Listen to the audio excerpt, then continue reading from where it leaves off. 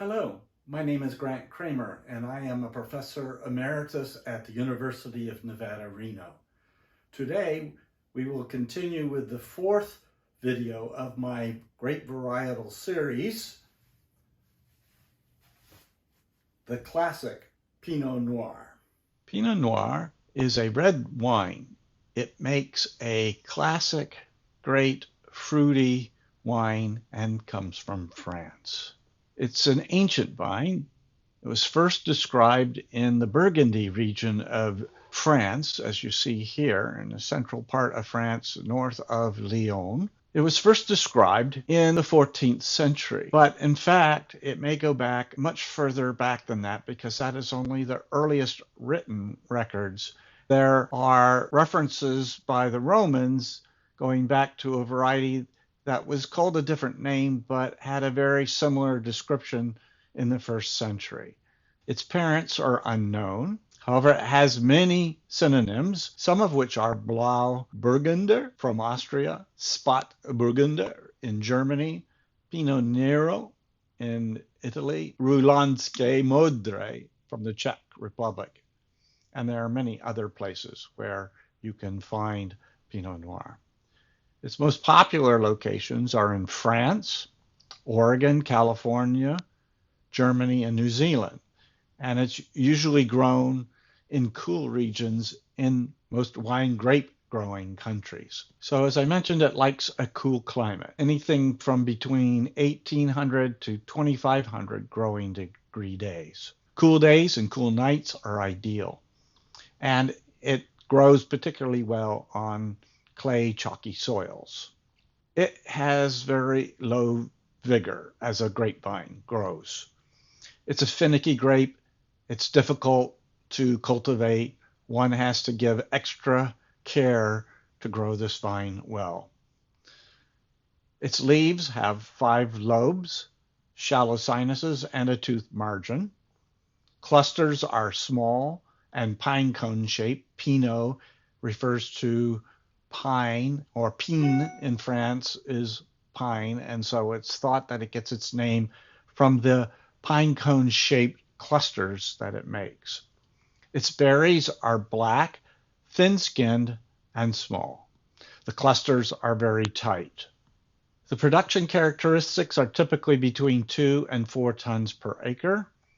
It generally needs well-drained soils, as all grapevines do. It's grown with a vertical shoot positioning system to open up the canopy because those clusters are particularly prone to mildew if not given sufficient air and light. The variety has an early bud break and it ripens early at the end of the season. At our Valley Road field station, the season was between May and late September for approximately 160 days. The Brix usually came in between 22 and 25 degrees Brix, and the TA ranged from 5 to 7 depending on the year. It has quite a wide range of fruit characteristics. The aroma descriptions are floral, rose petal, violet, mushroom, earth, truffle, leather, barnyard, and meat. Now, not all of those aroma descriptions are representative of a single wine. These are different descriptions for different wines depending upon the age of the wine or the growth conditions or even the clone that was used. Its fruit flavor descriptions are fruity, cherry, strawberry, ripe tomato. Some of the spice descriptions are sassafras, rosemary, cinnamon, caraway, and peppermint. Some of its herbal descriptions are rhubarb, beet, oregano, green tomato, green tea, and black olive. It produces a light to medium ruby red color with soft tannins. Again, there are quite a few differences between clones, so this is a general description of the capabilities of this grape and wine. Other interesting facts about Pinot Noir. Pinot Noir has the highest concentration of resveratrol in all grape varieties that have been tested. Resveratrol is a very important health-promoting antioxidant. It's a polyphenol that is found in high concentrations in grapes, especially red wine grapes. It's found in the skin, so greater extraction from the skin will also result in greater amounts of resveratrol in the wine. Resveratrol has many important effects on the human biochemistry. That is discussed in another video on the health benefits of wine that I produced earlier. Pinot Noir seems to have crossed naturally with a number of other grape varieties, including Sauvignon and Gouais Blanc, and has given rise to more than 100 other European varieties. Pinot Meunier, Pinot Blanc, and Pinot Gris are all mutants of Pinot Noir. In fact, Pinot Meunier is a single gene mutant. So these are actually mutants that haven't crossed with another variety. It's simply a single gene mutation. These mutations have come about because Pinot has been around for quite a long time, allowing for a greater number of mutations to occur in this variety. Pinot Noir is commonly used in champagne and other sparkling wines.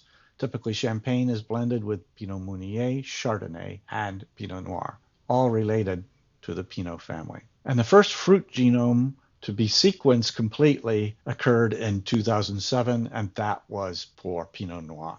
There are 1,000 plus Pinot Noir clones in the world as a result of the long, ancient history of this grapevine. Many clones have been selected over time. In California and Oregon, the most popular clones today are the Pommard clone that was brought over from France and the newer Entov clones. If you want to know more about these clones, I encourage you to go to this website at UC Davis, where there's much more information on the many clones of Pinot Noir. So in summary, Pinot Noir is a finicky, sensitive grape and very impressionable to its location.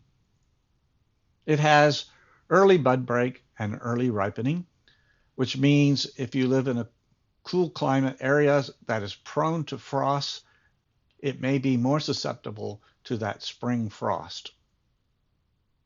It makes world-class, outstanding wines. Its best wines come from cool climate regions. In northern Nevada, at our experiment station, some years it made good wines and other years it was so-so.